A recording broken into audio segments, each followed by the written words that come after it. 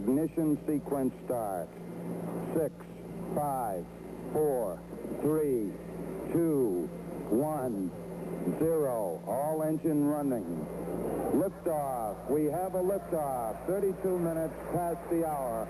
Liftoff on Apollo 11. Welcome to I'm a Star podcast. Today we have myself, Vanessa, as well as Amanda, Chris, Connor, and Heckin. We are here to get you thinking about something you've probably had random conversations about with your friends or in history or science classes, and that is the United States 1969 moon landing. Our generation is fascinated by conspiracy theories and testing the truth of things for our own amusement, but we often forget to consider if these assumptions are worthwhile. In this podcast series, we are here to help you decide if the conspiracy theories about the moon landing should be put to rest or be further researched. Now, you might be thinking, how is this controversy relevant or worth my time? But I will assure you that almost any age group has a reason to care. People who were alive when the event happened probably have different opinions than the youth now, while younger audiences tend to lean towards the amusing conspiracies on this historical event. They were not alive to know the time period or the atmosphere of the event. Either way, the United States moon landing was a truly life-changing event in history that altered many people's views on what all that we could accomplish as a nation. The idea of conspiracy theories behind it should be taken into serious questioning. Is it time to finally put these conspiracies to rest? Or should we further ponder the idea of the public not knowing the reliability of NASA and what they are actually capable of? Have we been lied to this entire time? These are questions that need answering, and we are here to give you our opinions on the issue using a variety of different sources. Starting with many conspiracies that roam around this topic, I found that there are three main conspiracies that people are most likely to believe.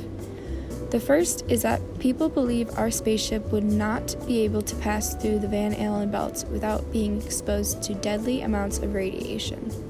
The Van Allen belts are two massive belts of radiation surrounding the Earth made up of energy particles from the sun's wind. Many people believe humans could not pass through these belts without being fried. The next popular conspiracy people tend to think they know a lot about is the waving flag.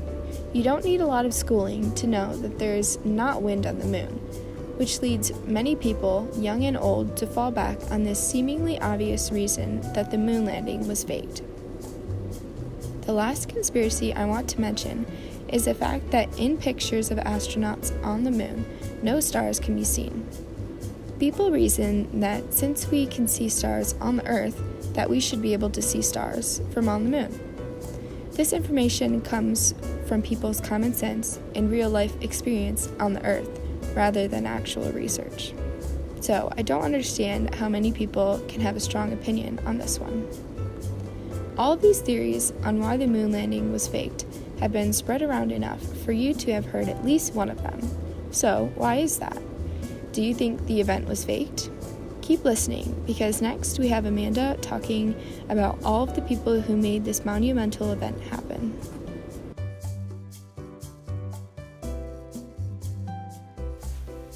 Hi, welcome to the second episode of I Am a Star. As Vanessa mentioned in her episode, my name is Amanda Abbington, and I will be talking to you about all of the people involved in landing Apollo 11. My main source is a book written by Catherine Thimish titled Team Moon: How 400,000 People Landed Apollo 11 on the Moon. This book includes a lot of narratives told by real-life people that had a role to play in landing Apollo 11. This is really important when talking about conspiracy theories because these are first-hand. These people are able to share their stories about what they experienced on this journey. One of the many things that people point out when talking about conspiracies is lack of documentation. For instance, people who believe in the moon landing conspiracies often point out that there aren't enough photographs or that we only ever hear one side of the story. This book helps to disprove these sayings because it shows us readers things that we've never heard of. Not because they don't exist, but because no one's really ever asked. People doing these jobs include people like Richard Ellis, a suit tester, Eleanor Fortrecker, a seamstress for the spacesuits, and Kirby Hinson, someone who works with the landing parachutes. These are all people doing real jobs that we never really considered. Richard Ellis is quoted in the book saying, "I got to see firsthand the many, many thousands of people and get more of a picture of how many people were dedicated. When they lifted off and came home, and they landed and picked them up, I just had a great sense of accomplishment. Not so much for myself, but for the team." Moving on to Kirby. Although he has many quotes, I will paraphrase what he says. He speaks a lot about the difficulty in working with the parachutes. There are many issues that can go wrong, and they have gone wrong in the past. Parachutes can fire out too fast, they can get tangled up, they can get jammed, or they can have too much friction. But when it goes right, Kirby says that only 2 parachutes are needed to bring the command module down. To see all 3 chutes is just like heaven. This book also includes many photographs that were taken during this historical time. The photographs are not only the typical ones of the aircrafts and astronauts, but the majority of them are behind the scenes, things that people don't think of when they hear moon landing. Throughout this book, you can see and feel the work that these 400,000 people put in to make a man land on the moon.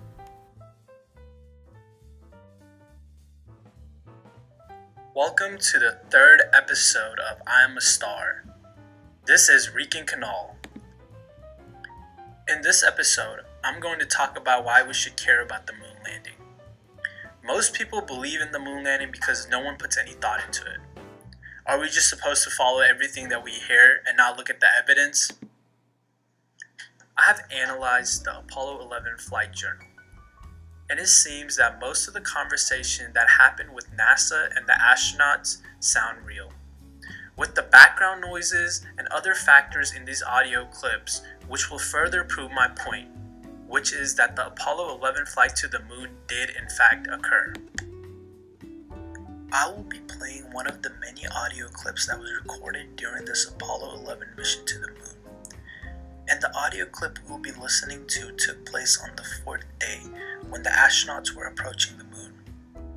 This conversation includes astronaut Bruce McCandless, who was at the time one of the flight controllers, and astronaut Neil Armstrong. Apollo 11, this is Houston, over.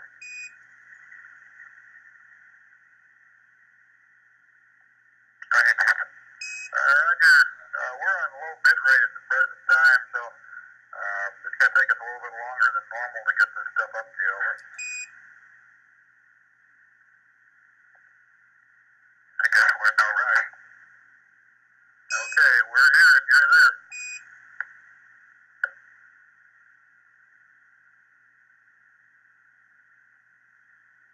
Being an event that we've been having recently is really spectacular. It fills about 3/4 of the edge window, and of course we can see the entire circumference, even though part of it is in complete shadow and part of it's in earthshine.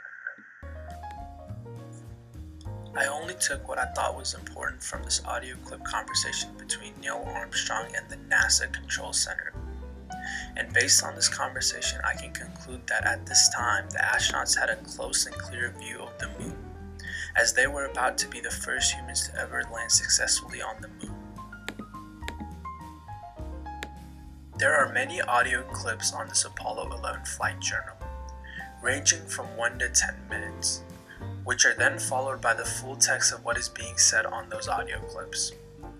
The Apollo 11 flight journal is divided into 3 sections: traveling from the Earth to the moon, lunar orbit, and finally homeward journey to Earth.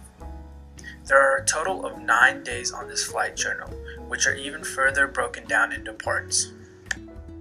The 2 main reasons that I will talk about, which will back up my claim that the Apollo 11 moon landing did occur, are: most of the audio I have listened to sounds real and unplanned, because it would be really hard to fake some of the things that is being said and the noises in the background.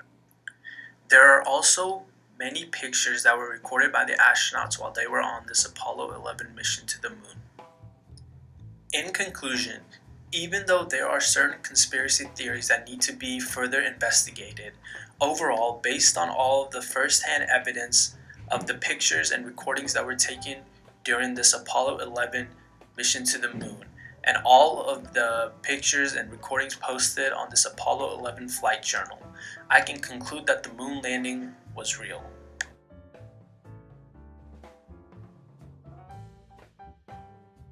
Hi, and welcome to the 4th episode of I'm a Star. I'm Connor Travis, and in this episode, I'm going to be discussing why and how this conspiracy theory persists and why it is most prevalent in younger generations, so mainly our generation. For this episode, my first source will be the Smithsonian National Air and Space Museum, and then a survey I conducted at UK with UK students, and then 2 interviews with UK students, one who believes that it was not a hoax and one who believes that it was.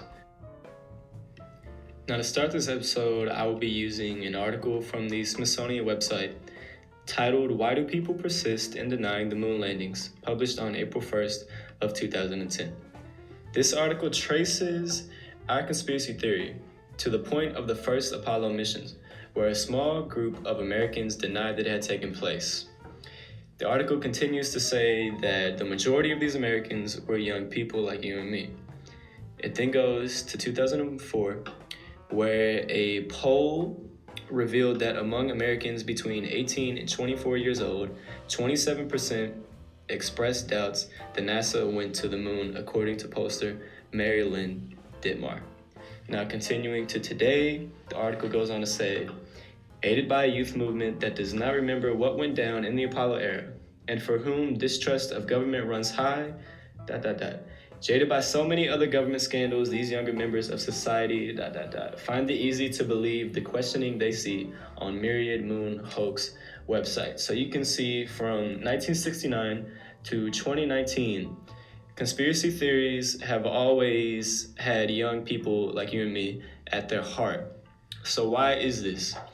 In my opinion, I just think that younger people are more skeptical than others.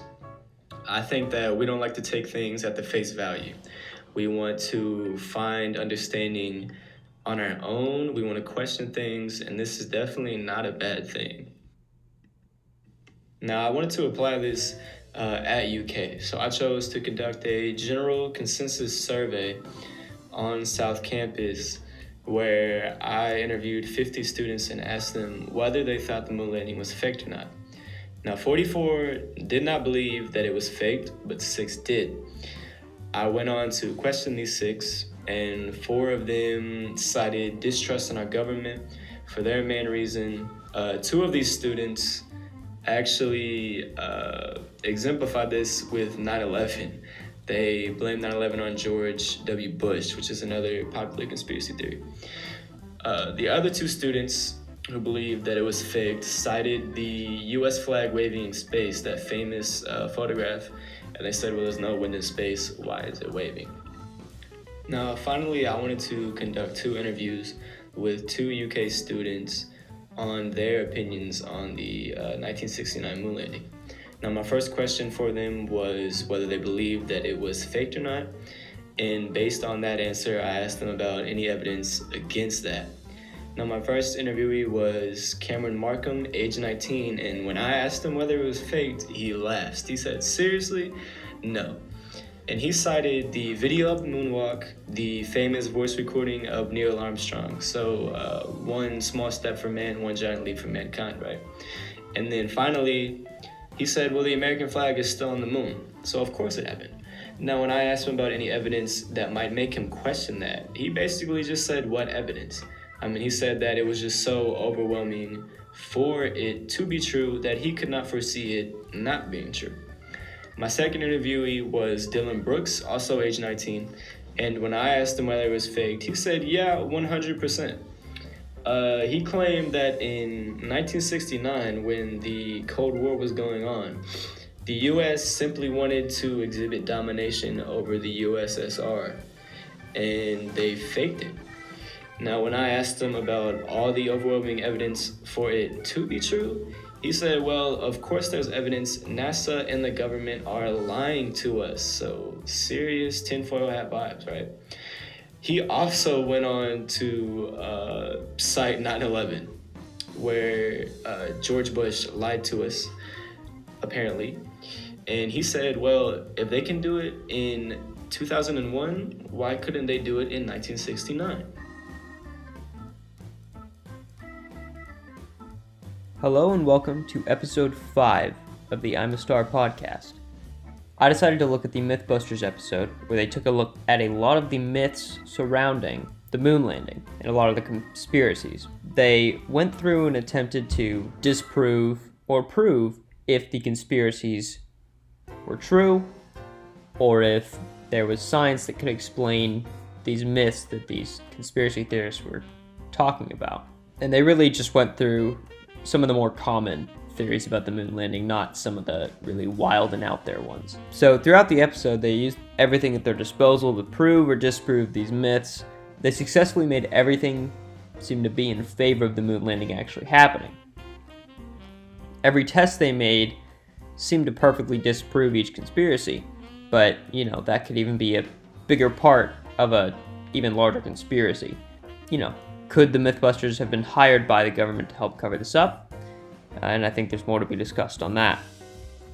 Anyway, some of the conspiracy theories they went through, one of them was the lighting on the moon, where there's actually a picture of Neil Armstrong where he's climbing into the lander and he seems so lit up in comparison to everything around him, and he's in the shadow. And what they did was they recreated moon dust and a little set and put a light as the sun and showed that he would have been lit up that much just because of how reflective the dust on the moon is. Because people would theorize that they used studio lights and stage lights and such. One of the other conspiracies they went through was how everything was in a vacuum and how a feather and a ball of steel would drop at the exact same speed in a vacuum. And that's how they tested the vacuum chamber that they got to use to see if the footprint would actually stay like it is in that famous picture of Neil Armstrong's footprint. Which it did, and they proved that yes, a boot could make a footprint on the moon. They also took a look at the flag waving in the vacuum, which in some of the previous episodes we talked about, and how a flag wouldn't wave on the moon because there was no air. But their explanation for this was that the flag would look like it was waving if, when they were sticking it into the ground, if they were twisting it at all, and it would make it look like it was waving. The final one I'm going to go into was people theorized that to get the moon walking, how they were on the moon, and how they were kind of hopping from leg to leg, they could have just slowed that footage down. So what they did was they got Adam Savage, one of the main people in the show, to get in a spacesuit and run across a hangar, like an airplane hangar. And then they slowed down that footage, and it looked quite a lot like the footage of them running on the moon. But it was kind of off. And so they got a trapeze company. They made it so that it would feel exactly like you would on the moon. And then they had them do the same run again, and it looked identical to the footage. So, judging by all this information and everything they've said, I fully believe that we did land on the moon.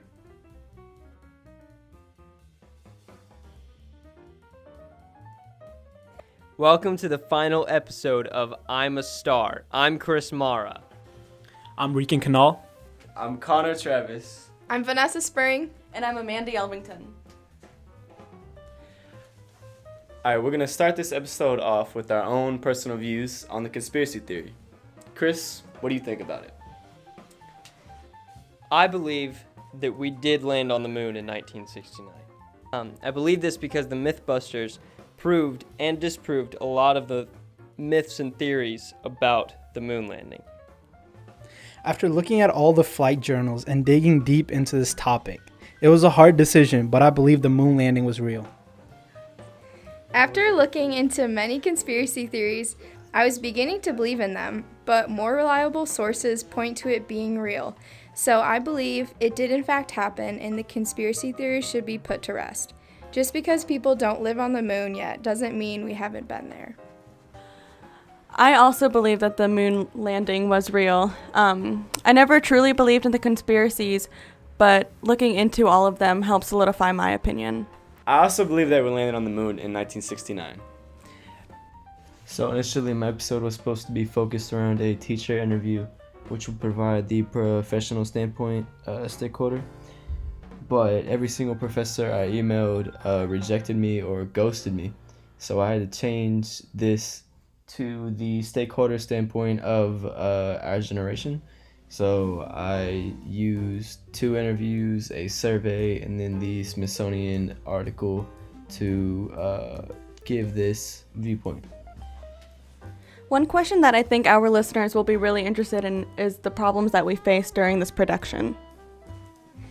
So problems that I ran into were finding some reliable sources to back up the conspiracy theories. Since these are theories and they don't usually come from factual evidence, it made me further not believe the conspiracy theories. One issue I faced was trying to find a reliable source of the Mythbusters video. Every source I did find was riddled with ads, and it was very hard to keep watching the video because it was interrupted every minute with a 30-second ad. The flight journal I looked at was filled with a lot of fluff and not a lot of facts, so it was really hard finding the right information. My biggest issue was trying to find the most important parts to include within my podcast. For me, the main issue was finding somebody to interview. The first professor I emailed, his name was Draper, and he didn't want to be interviewed. Since we all came to the same conclusion that the moon landing is indeed a real act in history, our opinion should hold some significance when thinking twice about whether or not the moon landing was real. Boom, fast, done. Was that so hard? I'm Chris Mara. I'm Vanessa Spring. I'm Heckin. I'm Connor Travis.